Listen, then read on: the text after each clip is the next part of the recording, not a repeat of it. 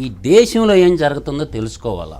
Main stream media కానీ, print media కానీ, electronic media కానీ ప్రజాస్వామ్యాన్ని తప్పుదోవ పట్టిస్తున్నారు. ఈ దేశంలో ఈ దేశాన్ని కొల్లగొట్టిన వాళ్ళు మహమ్మద్ గోరీని చూశారు, ఈ దేశాన్ని కొల్లగొట్టిన మహమ్మద్ గజనీని చూశారు. అయినా ఈ దేశం ఎన్నో బాధలు పడి నిర్మింది.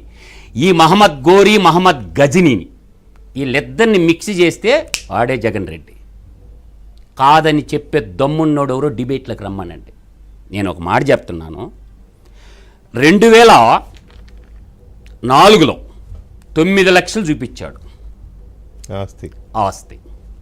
2010 నాటికి ముందస్తు పన్ను 87 కోట్లు కట్టాడు. How it is earn the money. తండ్రి చనిపోయిన తర్వాత 87 కోట్లు పన్ను కట్టాడు.